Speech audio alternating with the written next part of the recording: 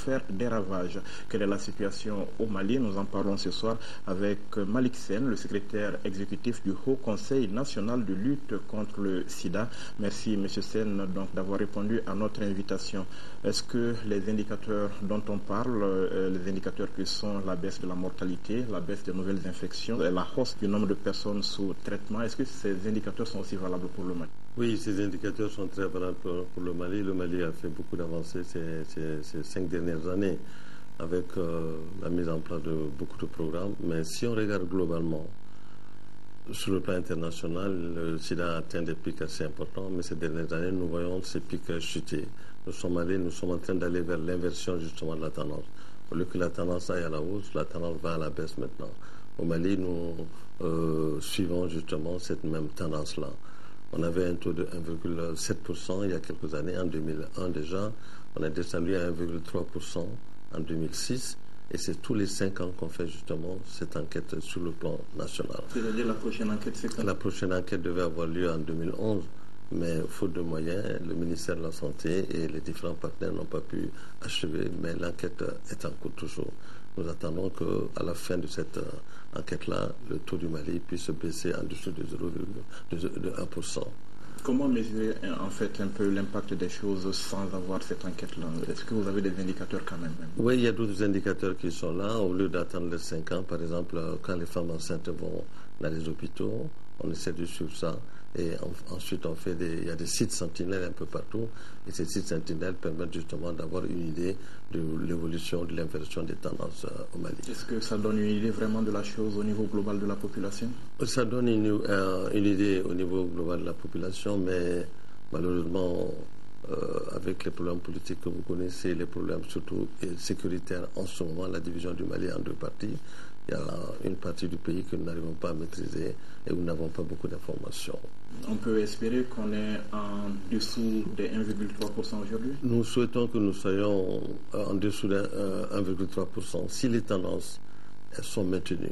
Parce que le Mali a fait beaucoup d'efforts. Tous les grands indicateurs ont été multipliés par 10, par 20 au cours de ces 10 dernières années-là. Donc si vraiment ces tendances-là sont maintenues, le Mali devrait se trouver aujourd'hui en dessous de 1% systématiquement.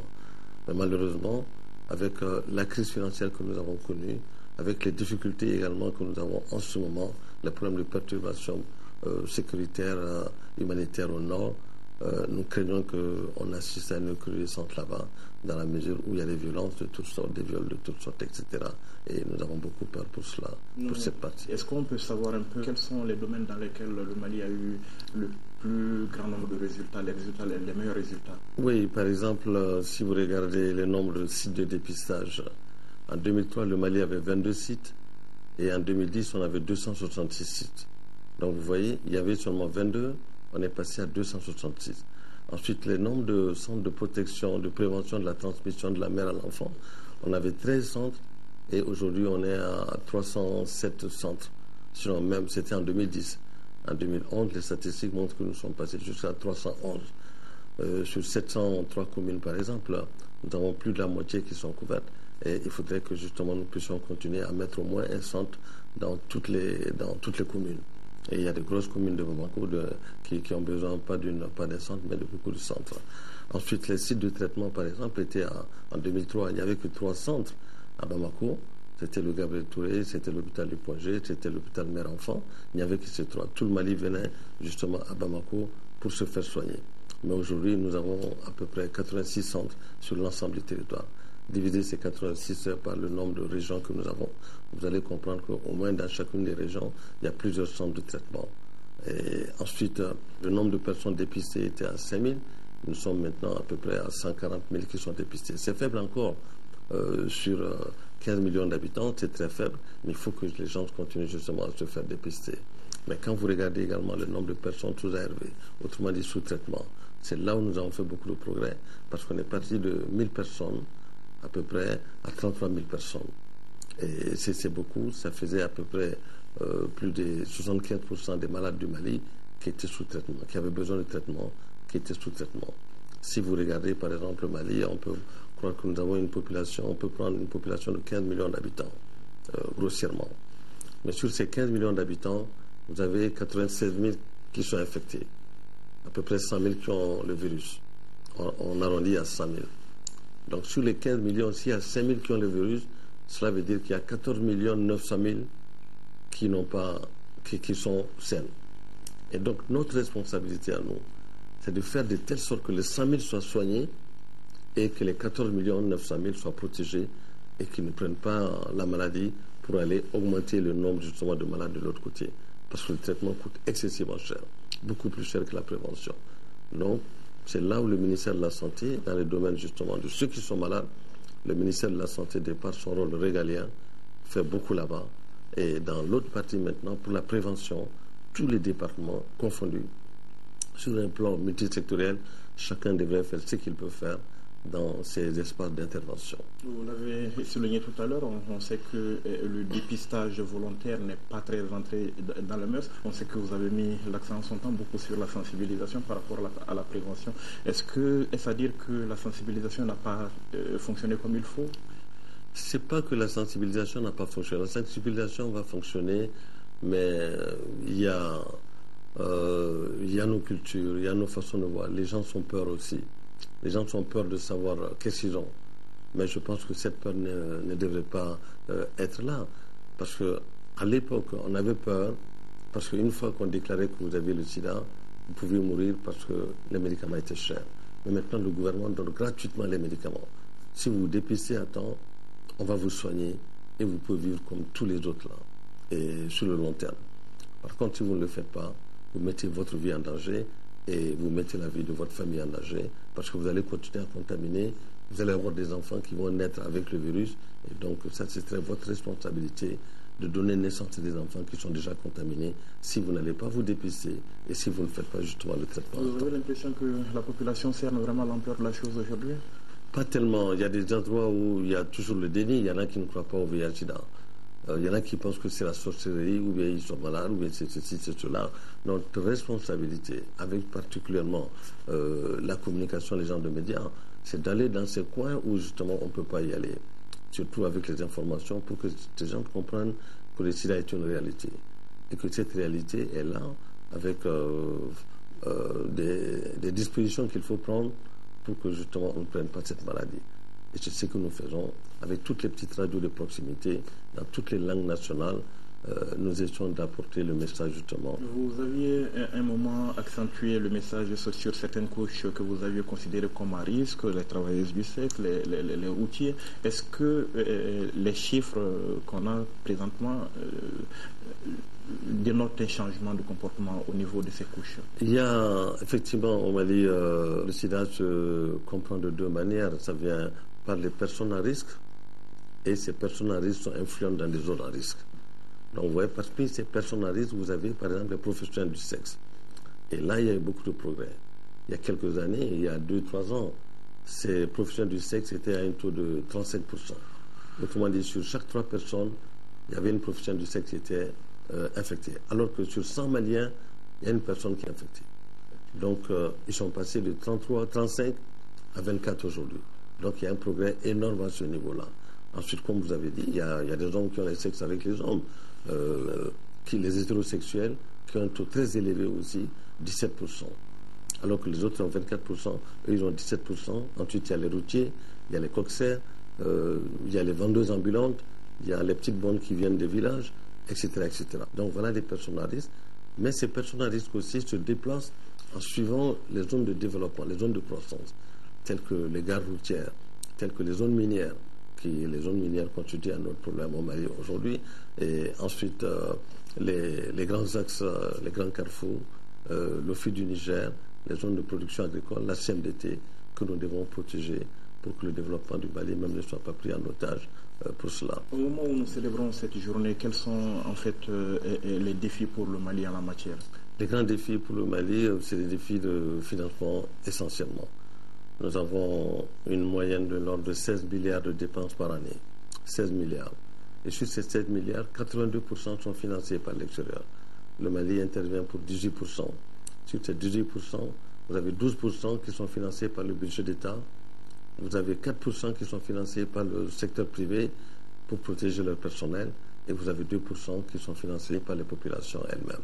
Donc vous voyez, Lorsque vous avez 82% de vos dépenses qui sont assurées par quelqu'un d'autre, ça pose problème. Si cette personne, si ces bailleurs de fonds venaient demain à bloquer le Mali pourrait avoir des difficultés. Justement, sur ce plan, quelles sont vos relations aujourd'hui avec les partenaires? Bon, le Fonds mondial est certainement le partenaire le plus important. Et je tiens à les remercier ici. Il y a eu des difficultés avec eux, mais nous sommes à la sortie de la crise maintenant. Le PNUD vient de signer avec eux, à notre demande du reste, parce que c'est nous qui avons beaucoup insisté que ce soit le PNUD qui puisse remplacer. Le Mali n'a pas été sanctionné, les fonds n'ont pas été coupés. Mais seulement pendant que les investigations continuent, ceux qui ont géré les fonds ne pouvaient pas gérer les fonds. Alors nous avons demandé à ce que le PNUD gère les fonds pendant une période donnée, le temps que justement le Mali se remette, que les ONG se restituent et que se recomposent et que nous puissions dans 3 ans justement reprendre, le Mali puisse reprendre les choses en main. Donc on vient de signer, le PNUD vient de signer une convention de 75 millions qui seront officiellement lancées lors de la session prochaine avec le président de la République. Et je pense que vraiment les choses s'annoncent bien. Vous dites que le Mali n'a pas été sanctionné. Est-ce que cela veut dire que finalement c'était juste un malentendu ou cette affaire qui avait été présentée en son temps comme un scandale, un gros scandale financier, est-ce que finalement c'était juste un malentendu? Non, ce n'est pas un malentendu. Quand on dit Fonds mondial, il y a trois programmes qui sont concernés. Il y a le paludisme, la tuberculose. Là, ils ont fini avec ceci. Et je pense que la justice suit son cours à ce niveau. Et en ce moment, ils sont venus pour le FIDA, pour faire le contrôle justement des fonds qui ont été mis à notre disposition. Et ils ont commencé les investigations depuis octobre 2010. Ça fait 26 mois aujourd'hui, ils n'ont pas pu déposer leur rapport. Donc ce sont ces rapports qu'on attendait. Et du reste, le directeur du contrôle au niveau du Fonds mondial même a été sanctionné parce qu'on a trouvé qu'il n'était pas performant. Et le Fonds mondial l'a sanctionné, l'a remercié. Donc rien à reprocher a priori à votre gestion de cette... Non, pas cela. On ne peut pas dire parce que nous n'avons pas reçu le rapport. Et sur cette base-là, puisqu'ils ont fait 26 mois, ils n'ont pas donné de rapport, nous avons demandé à ce que le gouvernement nous envoie un vérificateur neutre ou le VEGAL. Et le vérificateur général est venu, son équipe a fait 10 mois ici, et à la fin des 10 mois, ils ont trouvé qu'il y avait 37 millions de fraudes sur à peu près 20 milliards de fonds qui ont été gérés. Mais ils nous ont donné 1 mois pour chercher justement les éléments de justification. Nous avons donné la preuve au bout des mois. Nous avons trouvé les pièces justificatives. Ils sont partis vérifier au niveau de tous les départements qui avaient reçu les 37 millions. Et ils sont arrivés à la conclusion que justement, ça n'était pas justifié. À ce jour, il y a 212 000 francs CFA que nous n'avons pas pu justifier parce que les pièces sont perdues. C'était des pièces d'achat d'essence ou des péages. Et donc des petits reçus qui sont tombés que nous n'avons pas pu. Mais sur 20 milliards qu'on a gérés, que le VEGAL vienne après 10 mois d'investigation, trouver que justement il n'y a que 212 000, je pense que c'est déjà très bien. Mais les investigations avec le VEGAL continuent, ou les inspections avec le VEGAL continuent à d'autres niveaux, parce que nous ne sommes pas les seuls à avoir reçu les fonds du SIDA. Nous recevions en première ligne, nous donnions en deuxième ligne à d'autres structures, et donc il y a des contrôles au niveau d'autres structures. Mais les premières structures qui ont fini aussi, c'est presque les mêmes choses. Il y a 2 structures qui attendent, le ministère de la Santé, la cellule, ensuite le groupe Pivot. Là, ils n'ont pas fini d'inspecter. Mais au niveau du groupe Arcade, au niveau de Arcade, je pense que les résultats ne me sont pas donnés encore. Il y a très peu de dégâts là-bas aussi. Ça c'était pour le Fonds mondial, pour les autres partenaires? Les autres partenaires avec les crises politiques intervenues au Mali ont suspendu seulement leur coopération et en attendant le retour à une vie constitutionnelle normale. Et maintenant, nous constatons un retour progressif justement de ces bailleurs de fonds. Et je pense que d'ici le premier trimestre de l'année 2013, certainement les choses vont se remettre en place. Les bailleurs de fonds vont venir progressivement. Mais sinon, le Mali est financé, en tout cas en termes de lutte contre le sida, à 82%. Je pense que c'est excessif. Et qu'est-ce que cela a eu comme impact, le retrait donc des partenaires sur la prise en charge des malades, sur la lutte contre le sida au Mali? Ça ralentit un peu nos activités sur le terrain. Beaucoup d'ONG ont souffert, beaucoup d'ONG ont été fermées. Et tout le budget que l'État me donne, par exemple, au lieu de faire la prévention, j'étais obligé de réorienter tout ce budget vers l'achat des médicaments. Alors que ce n'est pas uniquement l'achat des médicaments, nous sommes là pour compléter ce qu'ils nous donnent, mais il faut faire la prévention. les 14 900 000 Maliens qui sont là. Il faut prévenir pour que ceux-ci ne prennent pas.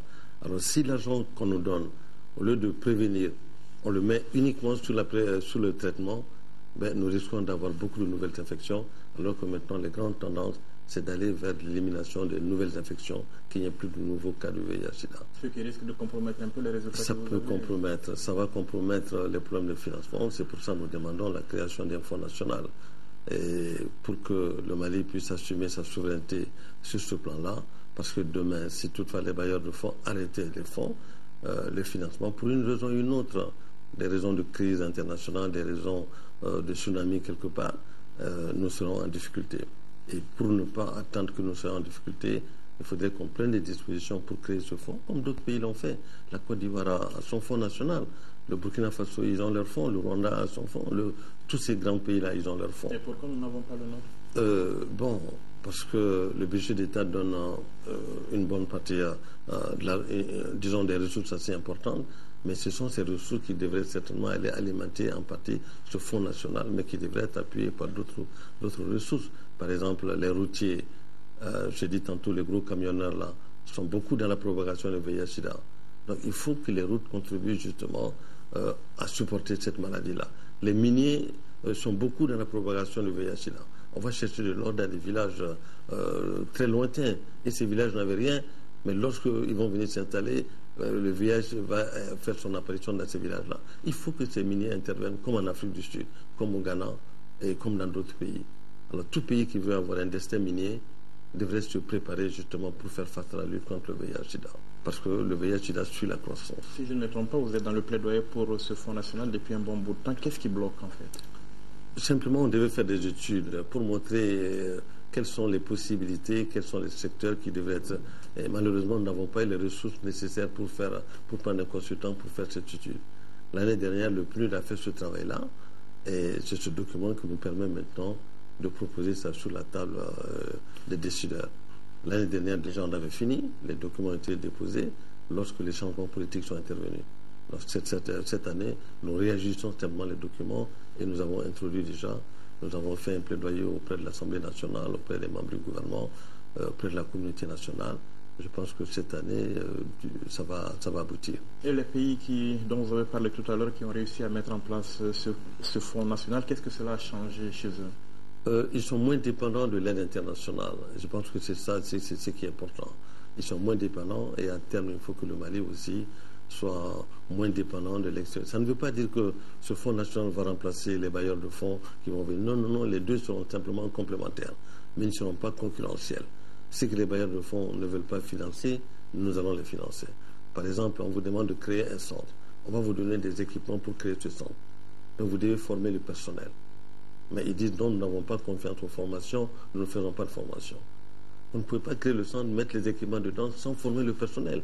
Donc si vous avez votre fonds national, vous allez faire cette formation pour compléter ce qu'ils ont déjà commencé. Donc il va y avoir une complémentarité entre justement ces fonds et surtout une souveraineté. Ce qu'ils ne veulent pas dépenser, nous allons le dépenser. Et d'autre part, lorsque nous sommes en négociation avec eux, nous les regardons droit dans les yeux, ils vont nous respecter. Et lorsque vous n'avez rien sur lequel vous allez vous adosser, vous êtes en négociation, vous baissez la tête tout le temps. Et je pense qu'il faut assumer, il faut s'assumer. C'est une guerre de long terme, une question de génération. On ne peut pas aller sur la base du fils habilila. En tout cas, il faut s'assumer. Parlons un peu des effets de la crise du Nord sur la lutte contre le sida avec ce flot de personnes déplacées. Alors, qu'est-ce que cela pose comme problème à votre niveau dans la lutte contre le sida? Mais ça nous a beaucoup déstabilisé. D'abord, lorsqu'il y a eu cette crise politique au Nord, ils ont détruit presque 300 millions de médicaments qu'ils ont jetés et ensuite ils considèrent le VIH comme un péché. Donc tous nos panneaux de publicité qui étaient là-bas, ils ont tout repeint en noir avec des messages publicitaires de leur niveau là-bas qui sont écrits sur nos panneaux. On avait à peu près plus de 661 personnes au Nord qui étaient sous traitement et malheureusement sur ces 661, il y a à peu près 350 seulement que nous avons pu retrouver. Le reste, nous n'avons pas pu les retrouver. Certains sont restés sur place. D'autres sont partis dans les pays voisins. Mais ce que nous avons pu faire, ceux qui sont venus dans le sud du pays sont pris en traitement par le ministère de la Santé, par les différentes structures. Mais ceux qui sont restés sur place, nous essayons à travers toujours le ministère de la Santé, la cellule, et les ONG, et dans les convois humanitaires, à faire passer progressivement des médicaments, souvent dans des petits lots. Parce que quand vous envoyez des gros lots, ils les prennent, ils les détruisent. Mais si vous envoyez des petits lots, même s'ils détruisent un petit lot, il y a un ou deux qui vont passer. Ensuite, nous envoyons des crédits aux associations de personnes vivant avec le VIH qui sont organisées là-bas. On envoie les crédits, et ils envoient les crédits, Orange ou Malitel à leurs malades, et ils nous remontent les informations comme ça régulièrement. Mensuellement, nous avons leurs informations. Et nous avons pris contact avec nos homologues des pays voisins, tels que le Burkina Faso, le Niger, la Mauritanie, pour qu'on apporte toute l'assistance, tout l'appui nécessaire à nos malades qui sont chez eux. Et parce qu'en pareil cas, si c'était le Mali, nous allons apporter également le même soutien à leurs malades qui seraient chez nous. Donc les malades qui ont replié vers le sud, vous avez réussi à les prendre en charge? Automatiquement, ils sont pris en charge dans les sites de traitement. Le ministère de la Santé ou la cellule du ministère de la Santé a fait passer des messages pour leur dire allez-y vers telle structure, et les structures peuvent les suivre. Et ensuite, les malades, les médecins qui étaient dans ces régions sont à Bamako maintenant, et ces médecins ont les informations sur ces malades-là, et donc on peut les retrouver assez facilement avec ces médecins. Et quel risque pour ceux que vous avez perdu de vue? Malheureusement, c'est très très important la question que vous venez de poser. Il y a un risque qui n'est pas les médicaments. Et s'ils n'ont pas les médicaments, s'il y a des ruptures prolongées, ils peuvent développer la résistance. Et lorsque justement nous allons récupérer le nord, qu'on va les retrouver, on ne peut plus les soigner avec la même ligne de traitement. On risque de les passer sur une deuxième ligne ou sur une troisième ligne de traitement. En ce moment, le traitement se fait uniquement sur 3 lignes. Le gros de nos malades est soigné sur la première ligne, ça fait 65 000 francs par personne par année. 90% de nos malades sur la première ligne. Et ces malades qui sont au nord sont sur ceci. Mais après une rupture prolongée, ils risquent de passer sur la deuxième ligne. La deuxième ligne, au lieu de coûter 65 000, va nous coûter à peu près 245 000 par personne par an. Et ceux qui étaient déjà sur la deuxième ligne vont passer sur la troisième ligne. Et là-bas, les traitements font 1 600 000 par personne par an. Alors vous comprenez, à 65 000 déjà, le Mali n'arrive pas à payer les médicaments. On les paye à 18%. Les bailleurs de fonds nous aident à 82%. Vous imaginez si un malade passe à 245 000 ou à 1 600 000, quelles sont les difficultés que nous allons avoir pour pouvoir soigner ces malades-là. C'est pourquoi nous insistons beaucoup pour essayer de les retrouver, pour que vraiment ils restent toujours et qu'ils continuent à observer, qu'ils restent sur la première ligne et qu'ils continuent à suivre le traitement. Le dernier rapport de l'ONU-SIDA parle justement d'une nouvelle ère, si bien que si la fin de la pandémie n'est plus c'est simplement une vision, elle peut être réalisée. Alors, vous y croyez? Oui, je crois, il faut y croire, il ne faut pas qu'on doute à notre niveau. La mission est possible, nous pouvons réussir, mais il faut que chacun y croie, il faut que... Surtout le SIDA, c'est une question de pauvreté, c'est une question d'accès aux droits essentiels de base. Les droits essentiels de base, c'est quoi? C'est l'éducation, c'est la santé, c'est l'information, c'est les communications. Voilà les bases. Nous avons des populations aujourd'hui qui n'ont pas l'information, qui n'ont pas d'école, qui ne sont pas au courant. Vous avez beau leur expliquer, ils peuvent ne pas comprendre. Donc, tout est lié dans la vie d'un pays. J'y crois. Il y a des choses qu'on pourrait faire sur 10 ans. Maintenant, avec la conjonction de tous ces facteurs que je viens de dire, on peut les réaliser en 1 an, en 2 ans. C'est pourquoi je suis tout à fait confiant que si le Mali développe des programmes performants, des stratégies performantes, nous pouvons y arriver. Et c'est ce que nous allons faire justement avec l'appui des bailleurs de fonds, mais surtout avec la création de ce fonds national, avec l'engagement du leadership au niveau le plus élevé. Il ne faudrait pas que ce leadership tombe. Nous avons besoin de ce leadership-là. Quand les autorités sont derrière nous, les populations vont suivre. Quand les hommes politiques sont devant, les autres vont suivre. Donc nous avons besoin de ceci et je pense que le Mali peut réussir. Le Mali était parmi les premiers de la classe. Le Mali doit rester parmi les premiers de la classe. Ce n'est pas parce que nous avons eu des problèmes financiers que nos résultats que nous avons acquis difficilement et à des coûts de facteurs qui étaient bas il y a 4 ans, il y a 5 ans. Maintenant, si on veut refaire les mêmes choses, les coûts sont exorbitants. Donc ce qu'on a déjà acquis, il ne faut pas que le Mali les perde. Il faut les maintenir très haut. Il faut continuer justement notre ascension. Il ne faut pas qu'on regarde là-bas. Il faut qu'on continue à croire à notre destin et nous pouvons réussir. En tout cas, nous allons rester optimistes avec vous. Merci, M. Sen, d'avoir accepté notre invitation. Merci beaucoup. Merci, mesdames, messieurs, d'avoir été avec nous. On se retrouve la semaine prochaine en compagnie d'un autre invité. En attendant, nous vous souhaitons de passer de bons moments de télévision en notre compagnie.